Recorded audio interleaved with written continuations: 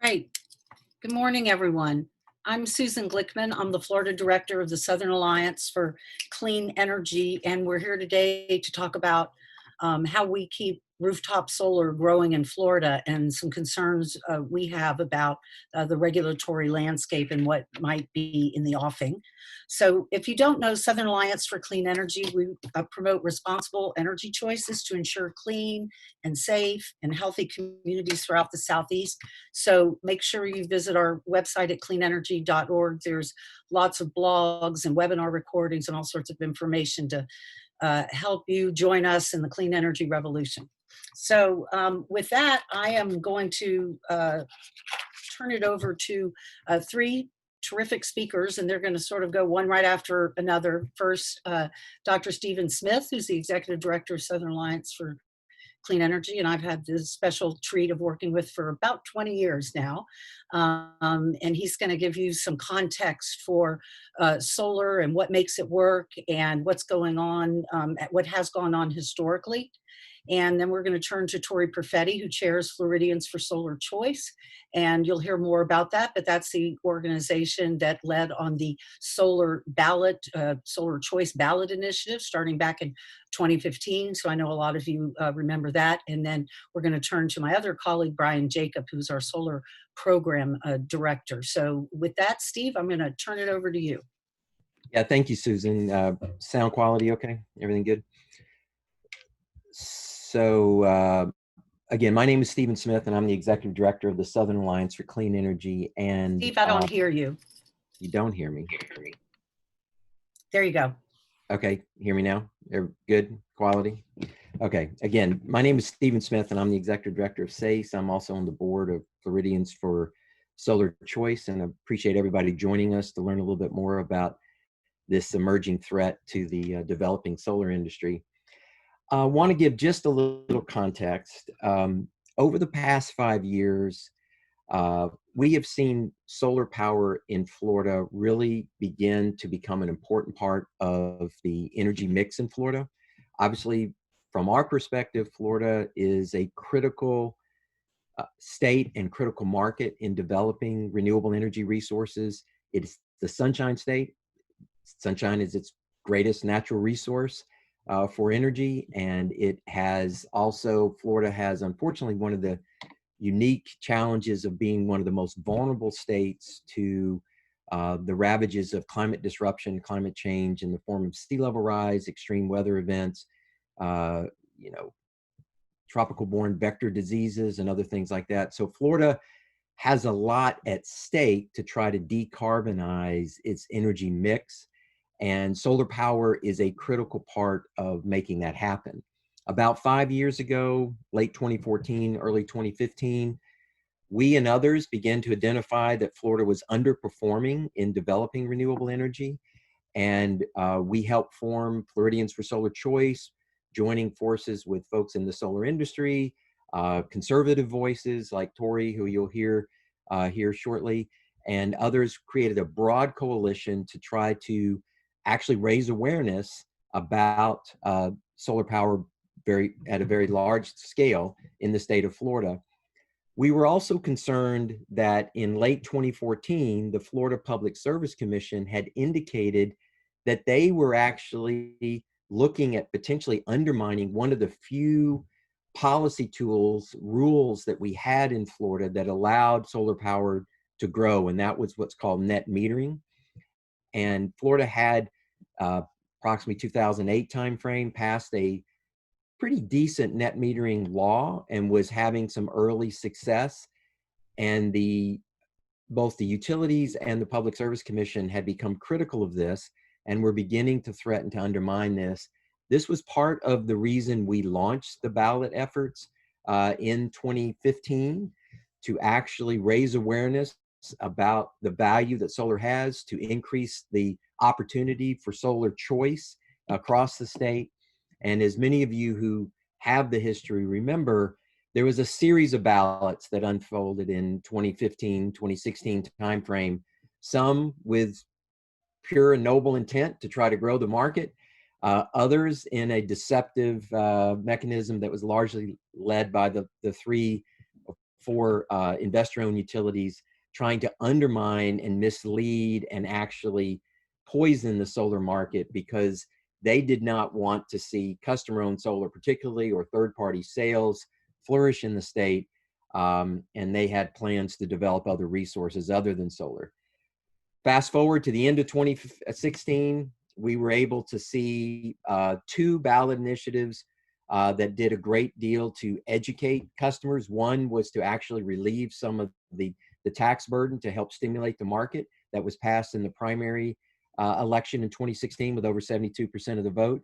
And then we and others were able to help bring down what was then called Amendment 1, which was a deceptive ballot to try to undermine the market in the general election in November of 2016. What has happened since then, I think, is very, very important. That whole process of having millions of people having to vote twice in the 2016 election cycle did a tremendous amount to educate customers, consumers, general population about the power and value of solar. It also helped demonstrate to decision makers that solar power was extraordinarily popular in the Sunshine State and was a key natural resource opportunity for development. From 2016 through 2017, 18 on to the present time, we've actually now seen that solar has really taken off and begin to grow in the proportions that we think are starting to get more into the normal range. We've seen the utilities make some very significant announcements to grow their portion of solar in the utility scale market segment. We've seen companies and commercial companies, and we've also seen other utilities offering what are called community solar programs, where the sort of mid-level market development is happening, and that market segment is flourishing. The utilities are offering what they're called shared solar programs, where they're giving customers who may not have either rooftop or lived in rented property or other ways to actually participate in the solar market. And then an important market segment, which what we're going to deal with primarily today, is the market segment that is driven towards customer ownership, or what is sometimes called rooftop solar. That market segment has also flourished in the past 4 to 5 years and has had growth. And it is what is under threat by what we're going to talk about on this webinar, which is a new move, it appears, by the Florida Public Service Commission to potentially start to undermine the provisions that are very important to supporting this market segment. A couple of points, and Brian will reinforce these. We are still in the early stages of solar development in the state of Florida. Florida, while we have long-term projections that show its growth continuing, when you look at it in the current moment, it is still lagging behind other southeastern states, both the Carolinas and Georgia in particular. You're also seeing that this smaller segment of the market, which is the rooftop market, is just a fraction, and we'll get into this, less than, on a number of different metrics, less than 1% sort of market penetration types of things that you're seeing in this segment. So it's important, it's small, but it's important, and it's at the early stages. Coming in and trying to fix something that's not broken with heavy-handed regulatory policies by the Florida Public Service Commission would be extremely detrimental to the solar market. And we believe very strongly that we should not be looking at messing with these fundamental pillars of how the solar market is developing. We have a long way to go before Florida is really going to get into the leadership position that it has the potential to. And as we look at the ravages of climate disruption, we need to be supporting all segments of the solar market so that we are getting towards a decarbonized future. SACE, the Southern Alliance for Clean Energy, in our support of some of the programs that the big utilities have laid out, even though we have at times been critical of utilities, we've come to terms with them in recent years about supporting some of their program offerings. We think they're important. We think the utilities need to lead on this. we have always been very clear with them that our support is contingent on them not using their programs as a way to undermine the ability for local ownership, customer ownership, and to allow this small but important market segment of the rooftop market to continue to flourish.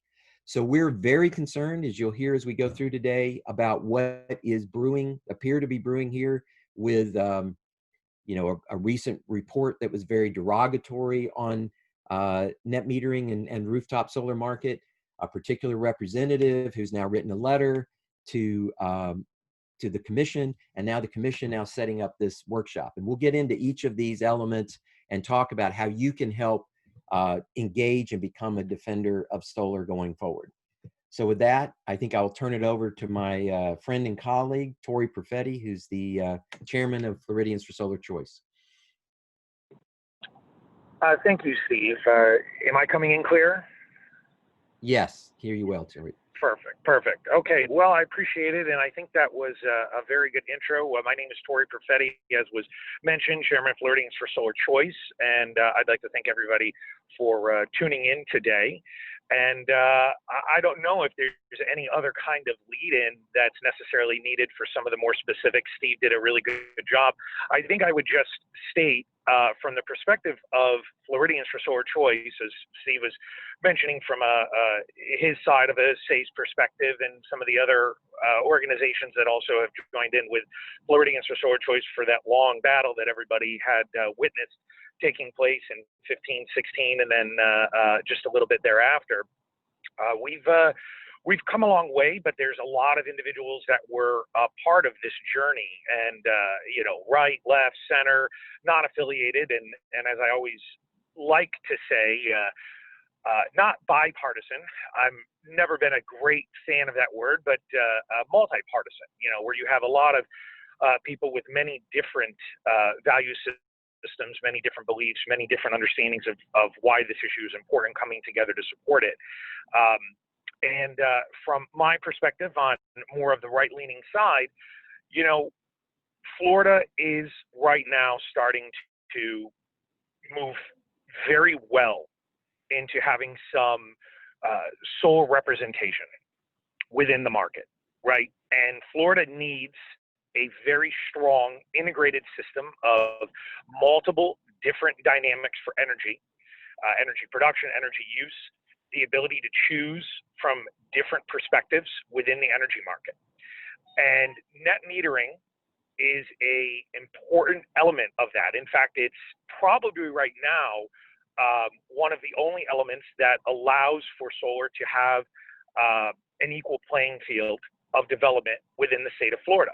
Remember, Florida is a state that doesn't have mandates on requirements for renewables or anything like that, and nobody has been pushing or arguing in favor of that. There's been a wonderful détente of cooperation with utilities and solar producers, manufacturers, and so forth, in creating an open marketplace where people have the ability to choose some different forms of energy, with, of course, what we're talking about being solar.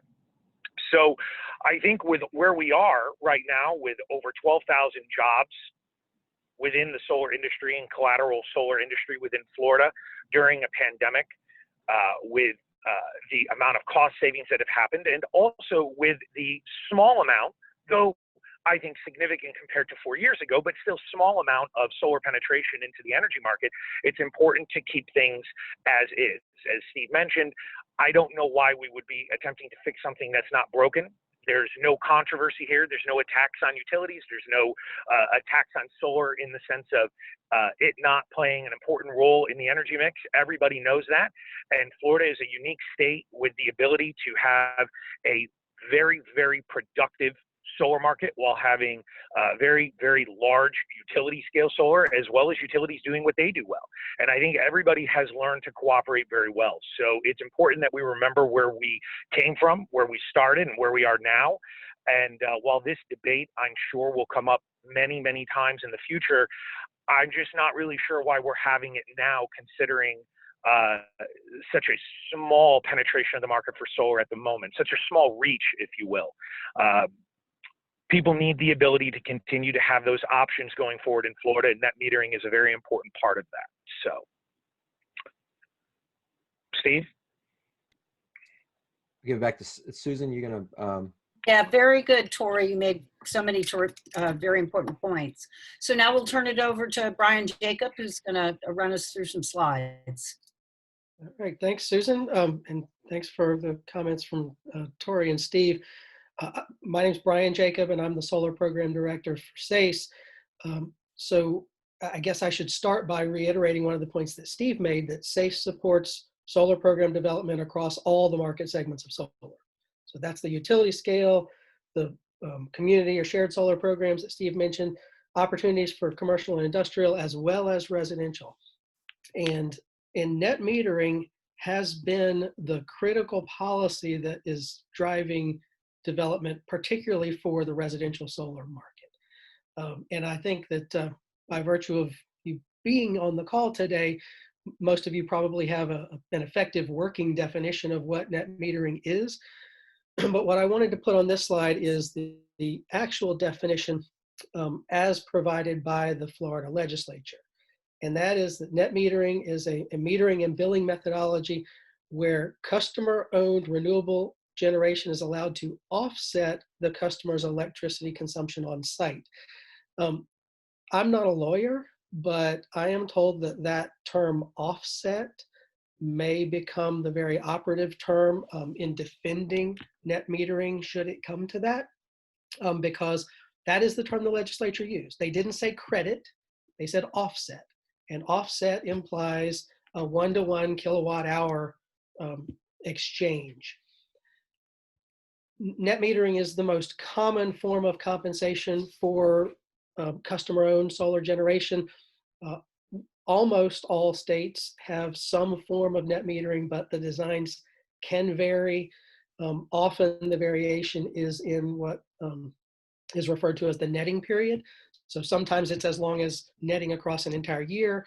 Some utilities have tried to get away on the opposite extreme with so-called instantaneous netting, which is a very nebulous term because it really has no meaning. There is no netting if it's done in real time. But those are the kinds of things that vary by jurisdiction. In Florida, your net metering law was established by the legislature in 2008 and corresponding rules implemented by the Public Service Commission. And you in Florida are entitled to the full, fair retail valuation of any electricity that your solar system generates and you don't consume behind the meter, but is instead at least temporarily put out onto the grid. Let's go on to the next slide. Steve had made a reference to the report that seems to be the catalyst for this threat to net metering right now. It's call it what it is. It's a utility front group called Energy Fairness. And they put out an update to a report earlier this year, and a Republican State Representative from the Plant City area, Lawrence McClure, picked it up and surfaced it in a letter to the Public Service Commission. I've got a quote from his letter here where he's asking the commission to immediately begin an in-depth and thorough review of applicable rules and appropriate regulatory policies. And he even refers to a cost shift. In fact, the investor-owned utilities in the state have all denied putting McClure up to this or working in any way to initiate this. They did, in fact, respond to some information requests that he sent them even before he developed his letter to send to the Public Service Commission. But they're not saying that they are behind it in any way. That being said, I'm a bit of a skeptic, and the letter that he put forward, that Representative McClure put forward, is filled with the typical utility terms like cost shifting and cross subsidization and those kind of buzzwords. I would also point out here at the bottom that this Energy Fairness report from this year is actually an update to an earlier version that they had issued several years ago. And it was similarly fraught with misleading details. This one definitely has misleading details. Go ahead to that next slide where I listed a few of them. So for example, in the report, it says solar accounted for 1.65% of Florida's electricity needs in 2018, making it sound like that's a large number. Now it's a growing number, and we think that's a good thing. But the report is technically supposed to be about net metering, and he lumped all solar together. It's utility scale solar that's really driving the solar market in Florida. In that same year that he referenced 1.65%, net metering solar represented 0.2% of total generation in the state of Florida. So his facts may be accurate, but the way he's packaged them, the way the Energy Fairness Report has packaged them is misleading. Another one is kind of a typical statistical thing. You can take a very small number and present it as a very large percentage increase. So the report emphasizes the 6,400% increase in customer interconnections since 2008. And again, the numbers may be right, but it's misleading the way they're presented because net metering still has a relatively low adoption rate in Florida. It had grown 300 megawatts in that decade from 2008 to 2018. By now, getting toward the end of 2020, we're already around 500 megawatts. But just to put that in context, there has been a net increase of 9,000 megawatts of fossil gas, natural gas generation brought online in Florida during that same time frame. And when we look at the 10-year site plans that the utilities put forward earlier this year, there's another 5,000 megawatts planned in the next 10 years. So the amount of net metered solar in Florida is still a relatively small amount. There's other metrics that we're showing to the Public Service Commission that also illustrate that's a very low penetration. Last thing we put on here is that it seems to me that the Energy Fairness Report is proposing a solution in search of a problem. There is no problem. Net metering is growing in the state of Florida, and that's precisely what the legislature intended and the rules set up by the Public Service Commission were intended to deliver. It's working. There's no reason to mess with it. Let's go on to that next slide. I think this is my final slide. So what has happened? The Public Service Commission did receive the letter from Representative McClure. They ended up taking it up in one of their internal affairs meetings a month ago and decided to host a workshop. Officially, their decision was to get reacquainted with the issue. And hopefully that's all that it is. Hopefully we and others, the utilities, as well as some other advocacy organizations are going to go in there and reacquaint the commission with the subject of net metering. And there's no guarantee that there will be any additional activity beyond that. The risk, however, is that they move from that workshop into a rulemaking and attempt to change the rules of the game for net metering.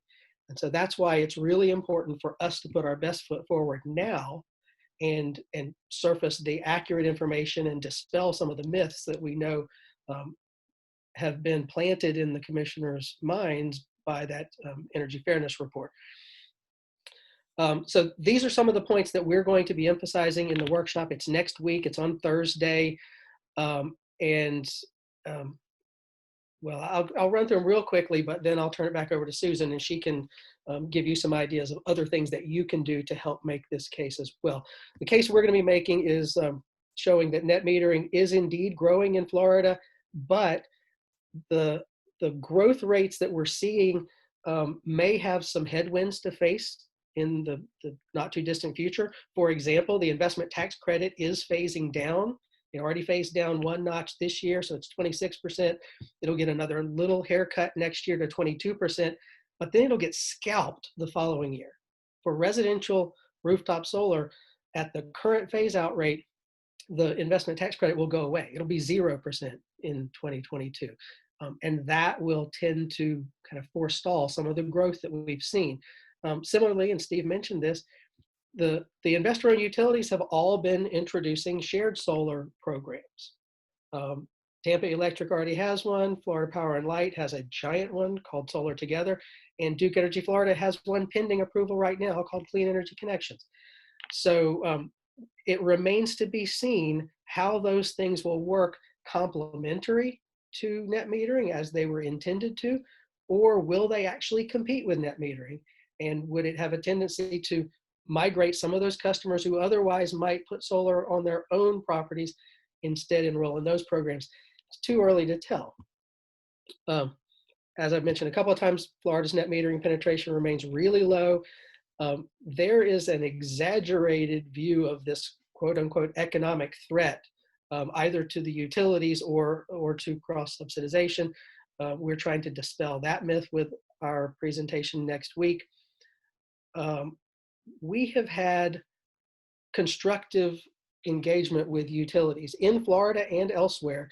On the subject of net metering, those tend to happen when higher penetration rates are achieved than they currently are in Florida. So we don't think that it's warranted, but as that time comes, we are certainly open as an organization to constructive dialogue with utilities to find a way forward to be able to sustain the opportunity for Floridians that want to choose to put solar on their properties and to get a fair valuation for that. So those are the messages we're going to try to emphasize next week. And I'll turn it back to Susan with a few other options for how you can get involved. Great, thank you. Thank you, Brian. One of the participants, Mikkel Wolf, sent in a little comment I thought was pretty apt, where he says, this sounds like an attempt to nip net metering in the bud before it has a chance to reach scale. And I think that's a very sort of accurate potential concern here. And I know, as Steve mentioned earlier, there have seen net metering attacks around the country, really. So we need everybody. And I'm fortunate to get to sort of talk about the action component of what needs to happen here.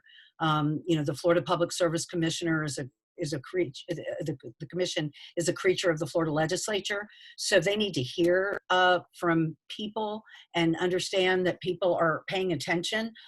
Many of you are probably on this call and have already taken an action and gotten an action alert from Southern Alliance for Clean Energy. So if you haven't, please do.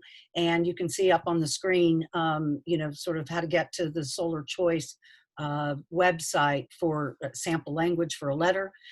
So if you would also ask 5 friends, most people are not paying attention. It's not lost on all of us that in the midst of a global pandemic, when more than 600,000 people just in the territory of the big investor-owned utilities are at risk of having their power turned off and disconnections are starting again, that we're now, being forced to sort of defend this foundational policy for solar when lots of organizations and people are really, really stretched thin. But that's where we are. So if you would talk to 5 people that you know, that would also go in. It makes a big difference when they see hundreds and hundreds of letters. They know people are paying attention. And so the politicians and the electeds, the legislature, does nominate public service commissioners. The governor makes that appointment. So there are a lot of elected officials that sort of have a bit of a hand in all of this.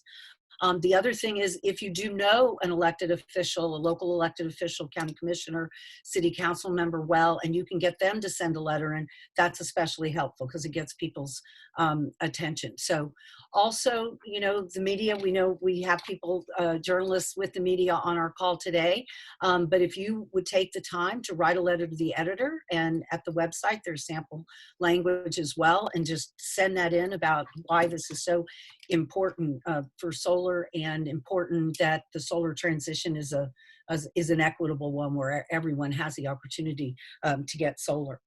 So with that, I think we'll start on some questions. One of the questions that we got was really how threatening big a threat do you think this is to net metering? I mean, Steve, like me, you've been at this for a while. So what's your take on it? Well, here's the here's the real threat. There are 5 public service commissioners in Florida. If they decide to move this to a workshop, 3 individuals could make a decision that could fundamentally undermine this market segment of the solar industry. And so the workshop in and of itself is not a threat. What becomes a threat is if the commission moves this to rulemaking, which becomes a regulatory proceeding that could lead to changes that undermine net metering. So what we're doing through this webinar and through other activities that we're doing with other organizations across the state is sort of sounding that early alarm that there is the potential that this important provision, this important rule that has been so valuable to helping just get the solar market going in Florida and giving people choice and the opportunity to exercise their property rights and other things to actually generate their own power, that is potentially under threat. So the workshop in and of itself could just be a check-in, but if it moves to rulemaking, it's going to be a serious threat. And again, based on the sort of what appears to be the orchestrated set of events where you have this utility front group who has a history of being hostile to renewable energy and being a grass tops group that is stood up by the utilities to undermine things, drops a report, an elected representative who happened to be a freshman picks this report up, solicits information from the utilities. Some of the utilities, particularly Tampa Electric, wrote a blistering attack on net metering. So Tampa Tico seems to be hell-bent on wanting to undermine net metering. Their letter is extraordinarily hostile. FP&L's is not friendly, and Duke's is, sort of just the facts. But these letters then are rolled up, and as Brian mentioned earlier, there's a letter from this elected representative to the commission. These all seem to be fairly well orchestrated, and we've seen this pattern before in Florida. And so we're concerned. I just want to add one small thing onto that, and we can circulate. There's a link in the chat to the Energy Fairness Report, and we can circulate the letter that Representative McClure did when we send the recording out. But he, in the text of the letter, he says to the Public Service Commission, if they don't fix it, then he might have to do that in the legislative process. So that sort of raises it. The net metering is a rule. It's not a law. So the legislature could go in and do something themselves as well. So what I might suggest on the Energy Fairness Report is we may be able to post it on our resources list and send a link to that, because I don't want to artificially drive traffic to their website. I totally get that people would want to see the report, and we want to make that possible to them. Yeah, we have it in a PDF, so we can do it that way. That is as well. Good point, well taken. So there are a couple people that are asking about either the idea of grandfathering in, so people who already have an investment, and obviously things can be worked out and negotiated in many ways. But Brian, did you want to speak to that? What might happen to people who are already made an investment in solar?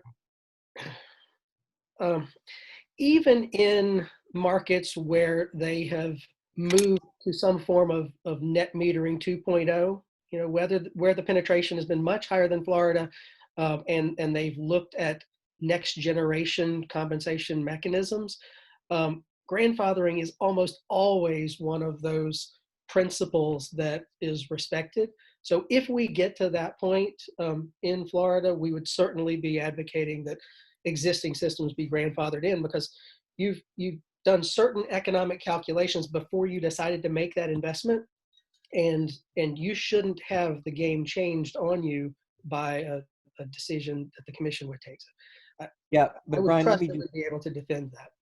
yeah, let me just add though, there is no guarantee. And if you look at the rhetoric that some of the utilities are using to try to undermine this, they are misrepresenting the fact that somehow or another customers who have solar on their rooftop are quote unquote not paying their fair share.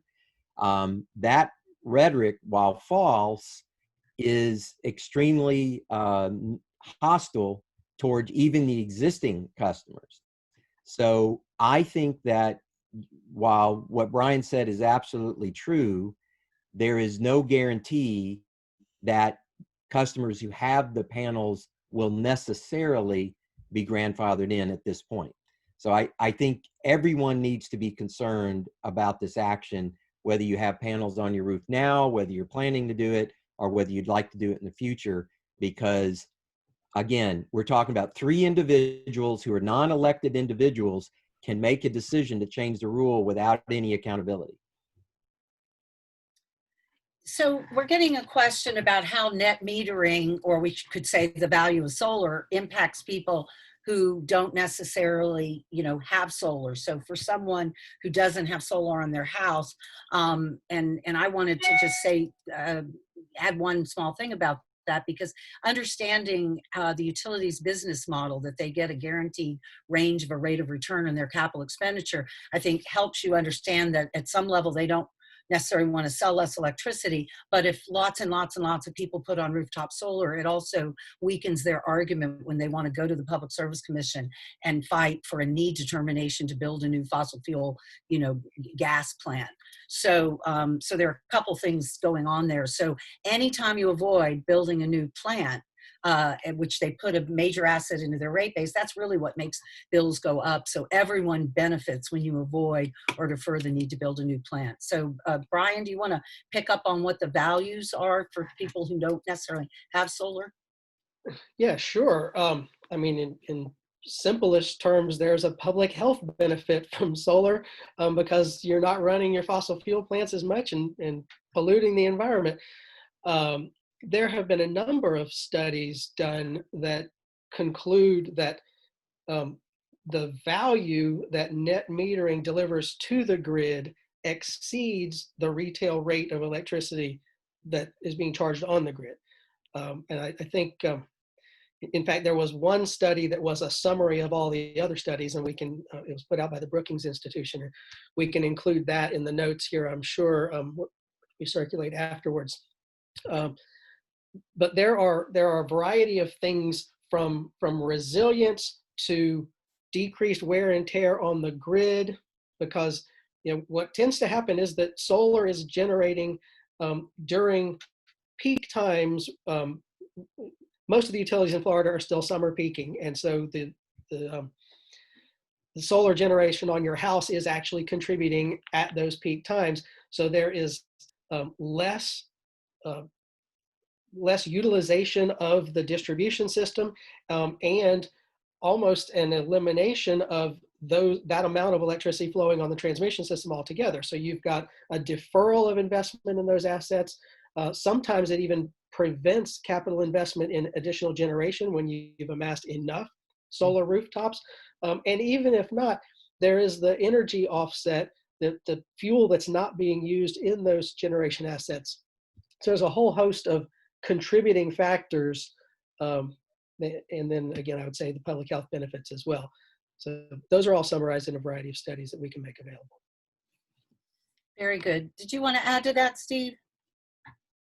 No, I think Brian covered it well. I mean, I just think we could get into the weeds on all the nuance of what are called the ancillary benefits of solar, because they do all kinds of things on the grid.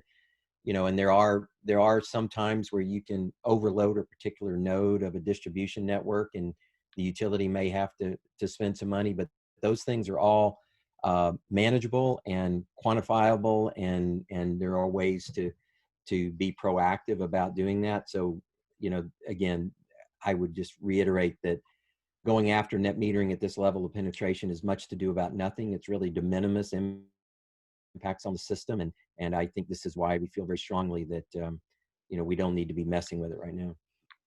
I So- might even add that there's job benefits and economic development benefits. That has been a strong selling point in some of the other conservative states where we operate. I mean, South Carolina, when they passed the Energy Freedom Act, which removed the caps on net metering, that was largely based on jobs and economic development. Yeah, if you ask Dr. Jim Fenton from the Florida Solar Energy Center, who I know was registered for today, tell you that Florida sends about $57 billion out of state each and every year for both sort of the electric side and the transportation side of fuels. So imagine if we could keep some of those energy dollars right here in the state, creating jobs and economic development locally. It's a good thing. So we have a question from someone who gets their power from the Peace River Co-op, asking how does their electric co-op get away with not paying full retail price? Well, the short answer is that they're not subject to the same regulatory oversight from the Public Service Commission that the investor-owned utilities are. But the good news is they can set their own rates that way. And you, as a member of that EMC or that co-op, are able to go to those meetings and speak your piece and vote accordingly. It's a uphill battle. I belong to a co-op in Georgia myself, and I've gone to those meetings, and it's challenging to persuade them, but you do have that authority. Great.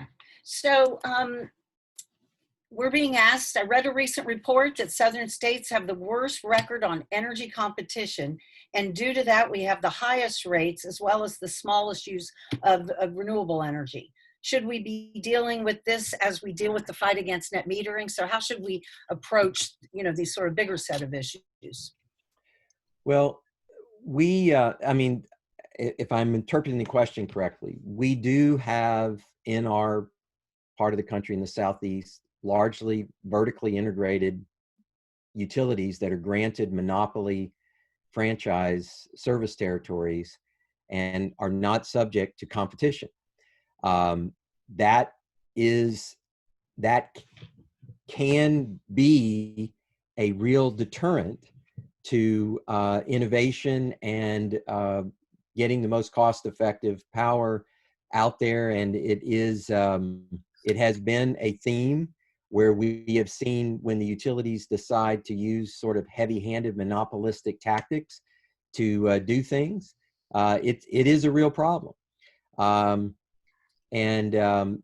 As you get outside into Florida, into other parts of the Southeast, you do see, again, this vertically integrated structure, Duke Energy, Southern Company, the Tennessee Valley Authority, some of the major utility players.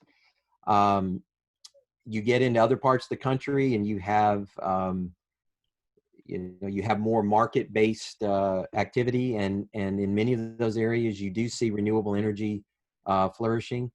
I think that, the South has lagged behind, I think, because there was this misnomer that the sun didn't shine, the wind didn't blow, and you couldn't grow anything that could actually be used as fuel.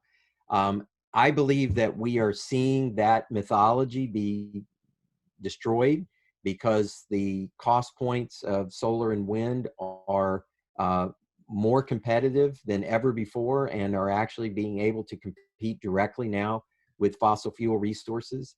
And I think that as you begin to see storage, which helps deal with the intermittency of some of the renewable resources, get into the money also from a cost perspective, and you're able to dispatch and use the renewable energy 24/7, we're going to further undermine any advantage that burning things, because that's basically what happens. You either burn coal, you burn natural gas, or you're burning uranium, so to speak. But it's it's obviously a different reaction with the nuclear power.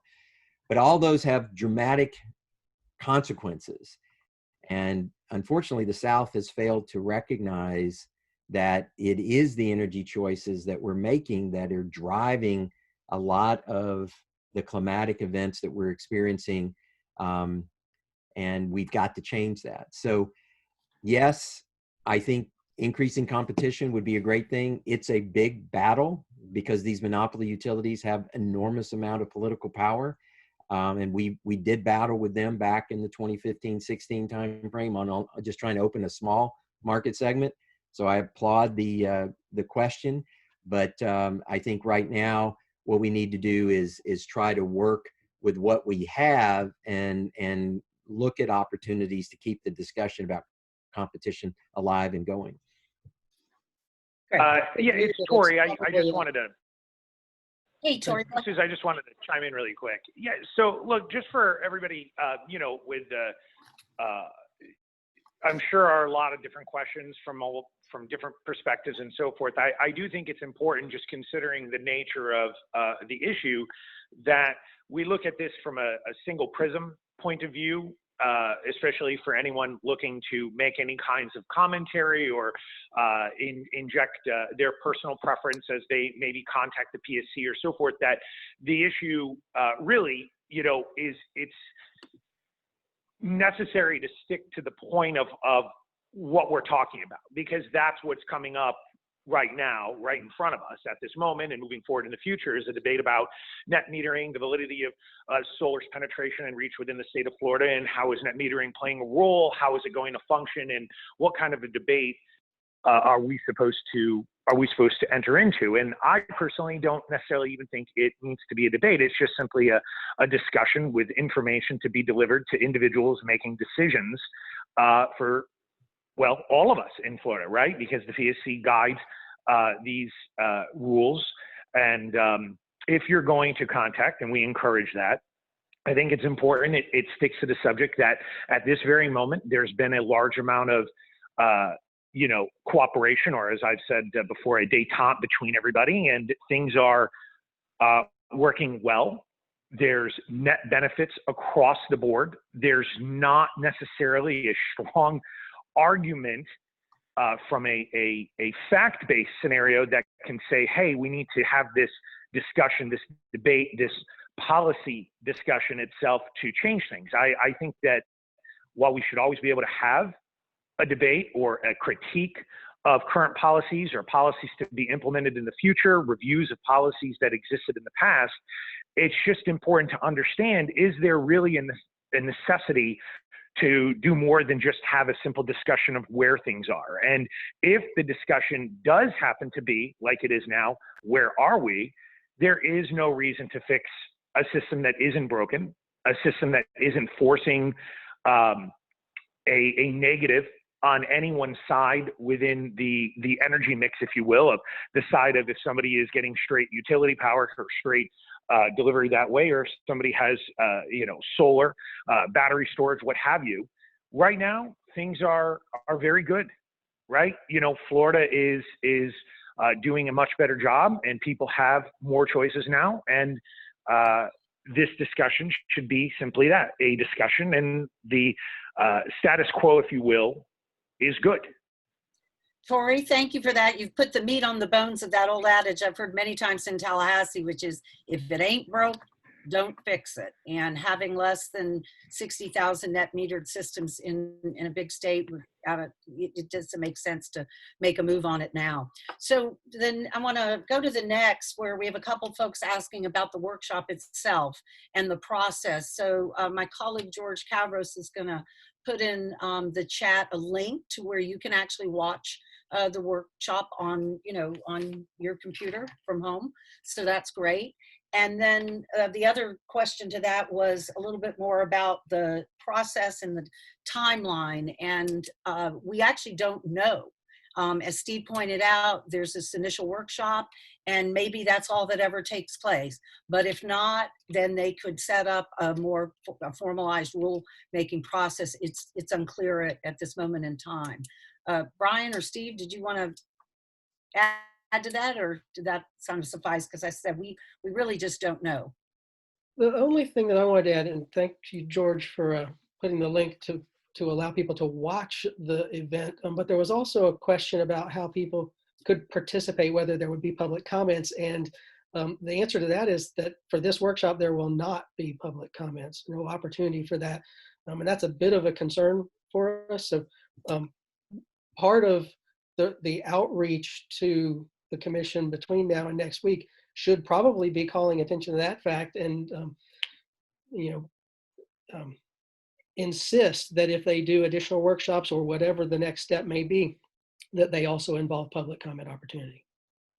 Very, Yeah, very and I'll build on that. I think that it is absolutely critical, and we can't emphasize it enough, that people communicate with this body. We have for a long time held the notion that the Public Service Commission is the most important regulatory agency that you never hear about. They do so much that is sort of out of sight, out of mind, that has tremendous impacts on people's lives, because they regulate not only the utilities, but they regulate other important elements that happen in the state. Your voice is critically important. These individuals are not elected, but they are appointed by the legislature, and you have elected representatives that need to also hear from you about this, because what we have to, it appears what we have to redemonstrate now 5 years later is that this is an enormously popular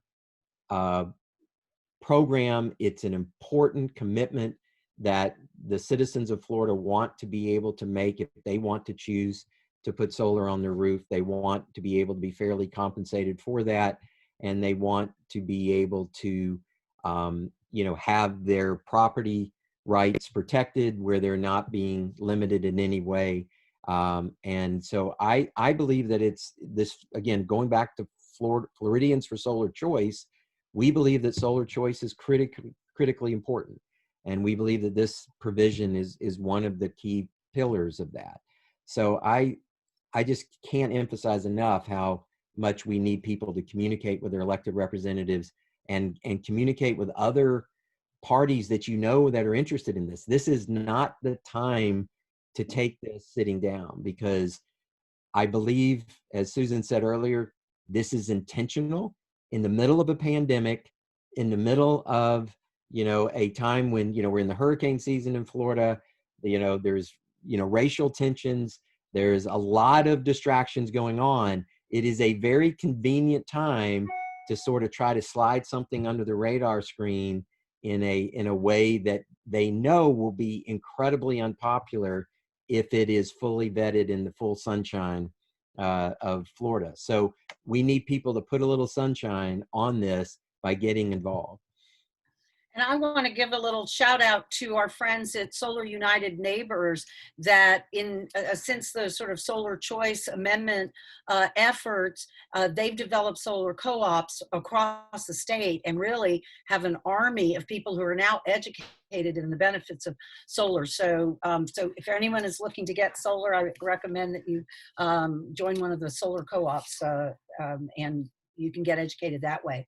So one of the questions is, and maybe Brian and Steve both want to take a stab of it, but how do you counter the argument that rooftop solar owners are just not paying their fair share? All right, I'll go real quickly, and then apologies because I have to drop off. I have another webinar at the top of the hour. But it actually goes back to that notion that there's a lot more value contributed by rooftop solar than the utilities would typically want to give credit for. In most of those studies that I referenced before, and I think George or somebody posted the link to that summary report from the Brookings Institution. Most of them show that the net metering contributes more. It's a net benefit to the system. And so that's the primary way to confront that argument that you're a parasite on the system rather than a contributor to the system. That's right. Steve, did you Yeah, want to weigh in? well, and let me, I mean, look, we could get into some real granularity here, and I'm not really sure it's appropriate, and we're happy to take that conversation offline. But let me talk about one very broad principle that people need to understand. In the way that your rates are made, there is both an art and a science associated with rate making. And the science, there is a very elaborate and complicated regulatory proceedings that get into how the utilities are compensated and what that compensation is, and what kind of rate of return do they get based on their investments, because these are, again, companies trying to make a profit. And look, if somebody was to tell me that I could spend a lot of money and I could be guaranteed that I'm going to get 10 to 12% rate of return on that, no matter what, going forward, that's a pretty sweet deal. So let's just be honest. Our utilities, our investor-owned utilities, have very sweet deals set up right now, and they're making a lot of money. All right. And then when you pull that down and you start looking at individual customers and how do you do cost of service and how do you spread out these costs, you begin to see that there always are little things that are happening, that some people are, contributing a little bit more, some people are contributing a little bit less to the system. And, there's not a one size fits all. So to go in and pluck out a particular thing about, say, some example or two of a solar customer that's doing something or whatever, and then blowing it up, is, to me, selectively manipulating the data to try to reach some sort of conclusion. I think that what we need to do is, first of all, nothing needs to change right now because there is a de minimis amount of solar penetration in the grand scheme of things. So none of these issues are pertinent or ripe to be discussed. If at some point in the future that the growth of rooftop solar gets to be such a point that you have so many solar systems on particular distribution nodes that the utility is having to, on a regular basis, spend money to upgrade their systems to manage certain things, there is a time at that point to have that conversation about the impacts it's having. Not to just sort of broadly reach in and try to fix something that's not broken by maybe isolating a few examples of where something has happened. So this is all the kind of conversations that I think can happen with utilities if they're good faith partners and having the discussion that we're prepared to have. But to go now at such a low level of penetration, when everybody is distracted and not allowing public comment and trying to potentially set into motion rulemaking changes that undermine something that is so critical to, I think, solving the climate crisis, is incredibly disingenuous. And so we do not believe that there is a credible argument for why you would need to make any changes right now. If we want to talk about what we can do in the future, we can have a broad conversation about that, but it doesn't need to be in front of the regulators in a regulatory proceeding that is being motivated by a report that is full of misinformation and misleading data. So these are the kind of things that we've got to push back against. So that's why we appreciate you getting on this and learning a little bit more. So we do have a few other questions, and I know we're willing to go another 10 minutes. If people do have to drop off, we will send the recording of this out, and we will include a PDF from the Energy Fairness Report and the materials. Anyone can always find me at susan@cleanenergy.org, and we can, get you any information, and go to the flsolarchoice.org, as you can see up on the screen. And we really want people posting letters and information and articles, and there's links there on social media. So we're going to keep going for a few more minutes if you can stay with us. there's some folks are asking, is there something kind of more proactive to protect net metering? And of course, Steve, that would have to be at the legislature. That's not the easiest place to get things done that the utilities might, not want to be advancing. So I'll kick that to you, but people are asking if there's something more proactive that we can do.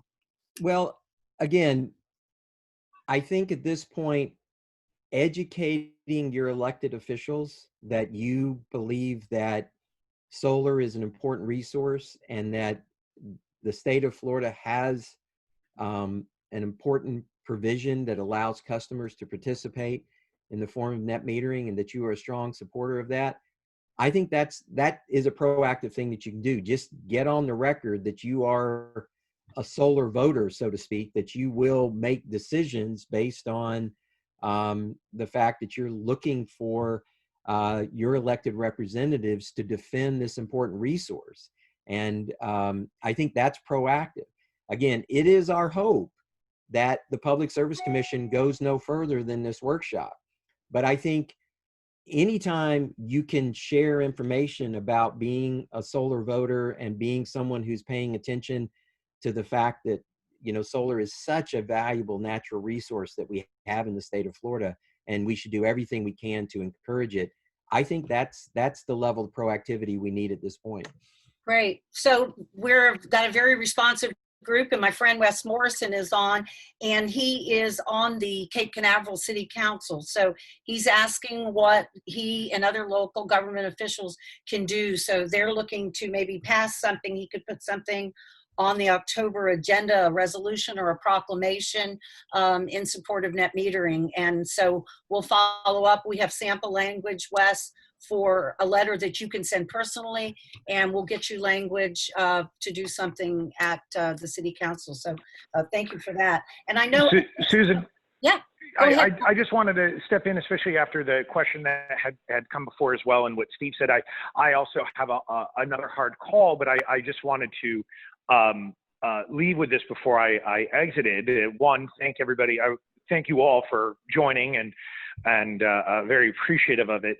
And just as a point of a reminder, we have come from this issue, if we will, going back to 2015, from many different perspectives. And I would remind everybody on the phone, whether it's individual business owners or business organizational representatives or organizational heads or representatives, to just regular individuals who have tuned in, to media, that the perspective which everyone has come to is coming from a different side in many cases, right? From the right-leaning side and center-right and so forth.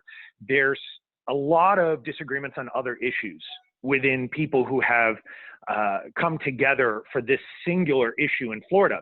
And I think it's important to remember that when you're contacting the PSC, or you're contacting a representative, or you're making comments on Facebook, or you're writing an article about something, that this is not a single-sided belief system. It's not just belief A. There's people with belief B and belief C that have come to this issue and have said, I like the ability to choose to have a different way or multiple ways to power my home or business, to power anything.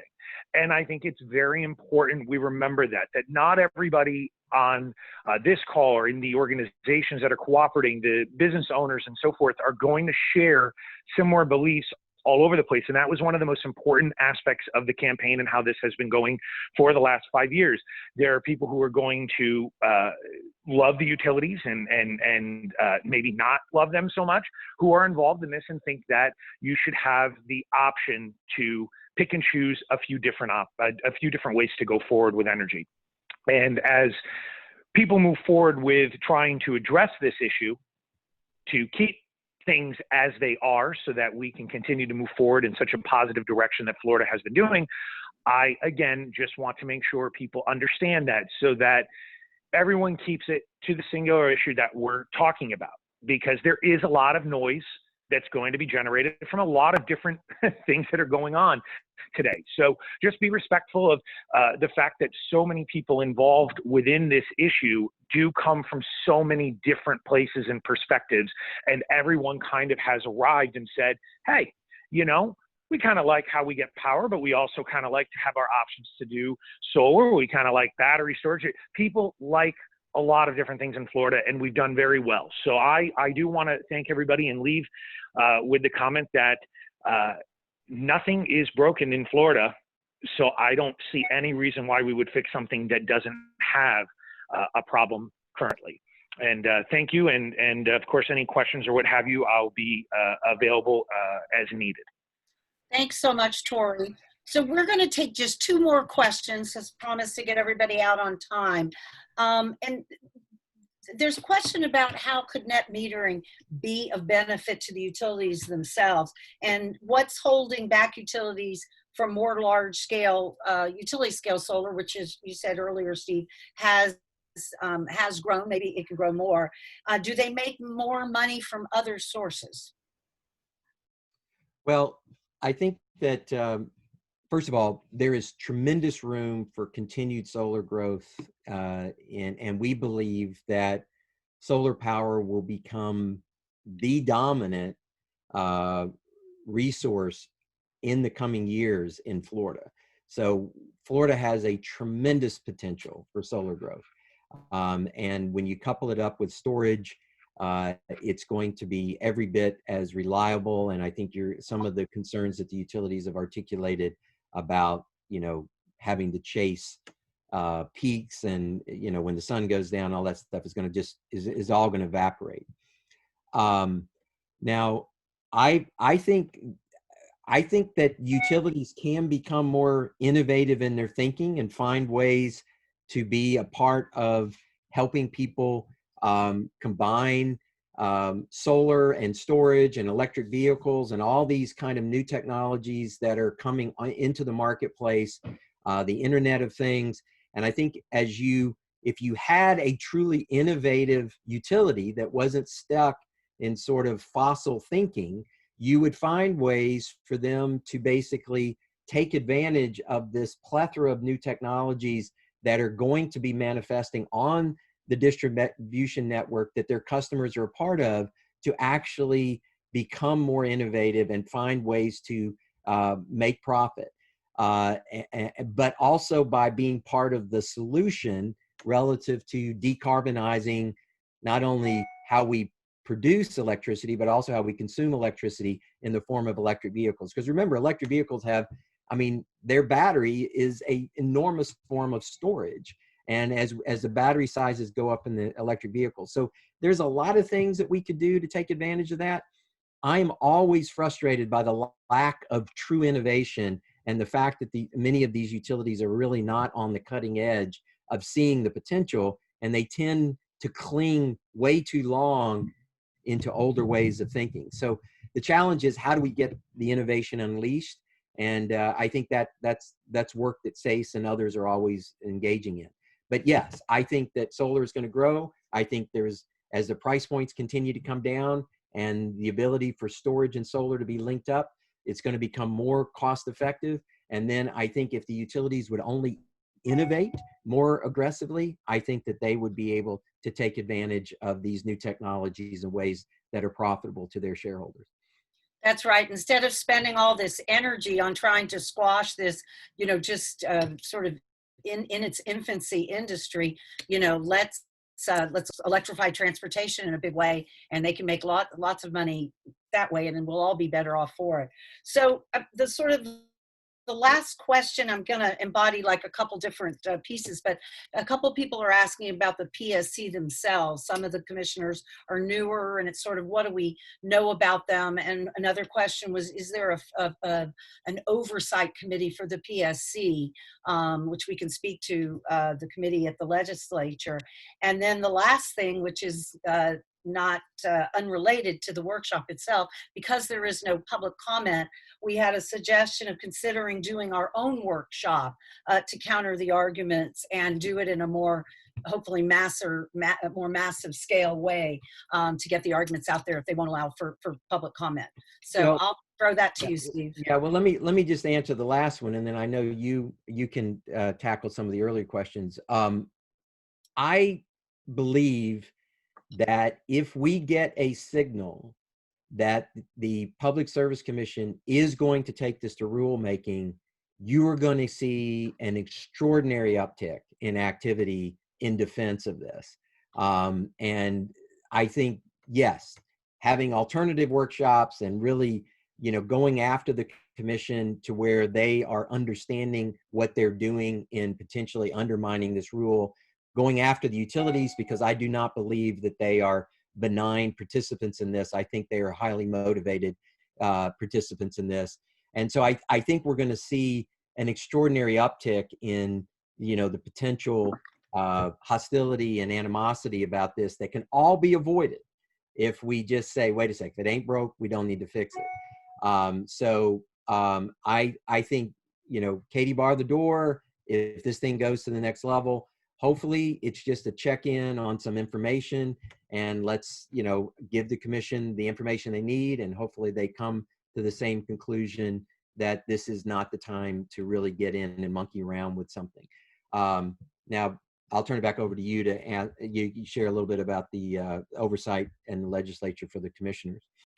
Yeah, and I just listening to you, Steve, I just reiterate that for those who participated in fighting in 2016, the sort of bad Amendment 1, the No on 1 campaign, the essence of that, where they tried to put in the state constitution that somehow certain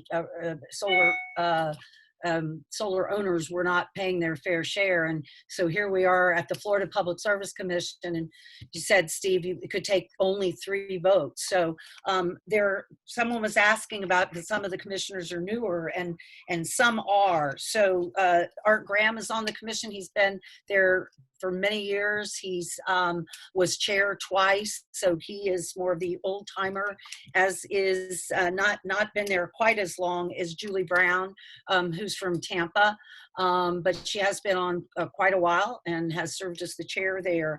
The 3 newer members, well, actually 2 newer members, and now we're going to get a brand new commissioner coming up who was just appointed by Ron DeSantis. And so for those that don't know, there's a PSC Nominating Commission that comes largely out of the legislature, and they come up with the names and they do the initial interviews, and then they send 3 names to the governor.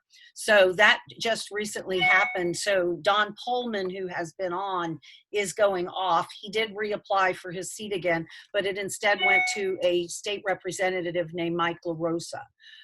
So there's been some interesting press stories written about his big contribution that he made out of his campaign to the Senate. The Senate does have to confirm your nomination. So anyway, it was probably not the best optics. A couple other of the commissioners, the chair is Gary Clark. He came on at the same time as Polson did. So he's not an old timer, but he has been on there a while. And he, of course, the letter that Representative McClure sent goes to the chair, but he is the one who sort of said, yes, let's act on this request for this workshop and this information. So it's left to be seen how personally supportive he is or not. And then the last member is Andrew Fay, who was a general counsel to Pam Bondi as Attorney General. So he's sort of relatively newer, but certainly not brand new.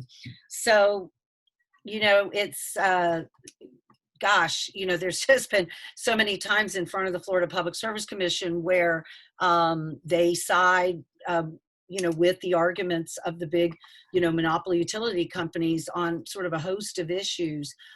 This one is kind of unique because of the posture and statute. I think it's unique because it cuts across lines, because more people do have solar. I mean, not when you think about 60,000 net metered systems, so we're more familiar. The cost of solar has come down. So sometimes arguments, if I had $1 for every time I heard a utility person tell me that solar was intermittent and Florida has cloud cover. And I know, Steve, you remember Art Graham one time saying that the Sunshine State was just a license plate slogan. And so there had been sort of a communications, public relations, a bit of a misinformation, I think, war really on solar I'm going back many years, but they can't sort of say that anymore because it's just become too common and the costs have dropped exponentially. So it'll be interesting. And again, I'll just sort of wrap up here. I don't know if you want to sort of say anything else, but we do have a very short window to make a lot of noise and a lot of action. So if you have any ideas, or again, like our relationships and elected officials, and we can move more letters and resolutions and, put things up on social media. And so any ideas that you have, and maybe we will just have to do our own mock hearing, who knows? So Steve, anything else just to sort of wrap up? Now is not the time to be quiet. If you're concerned about solar, you need to speak up. So thank you for joining us, and please stay in touch and be looking. We'll be putting out more information at cleanenergy.org and also working with Floridians for Solar Choice to help educate the network that we have there. Thank you. Yeah. And we work with a host of allies and our friends at Solar United Neighbors and Vote Solar and Sierra Club. And there are a lot of people getting active, but we need more. We need business people. We need the conservative voices. So we were so, grateful that Tori Perfetti could join us on the call today. And we will follow up with the recording and all the information. And you can share the recording with some of your friends and family as well. So with that, we will wrap up, and thanks so much for spending part of your day with us today.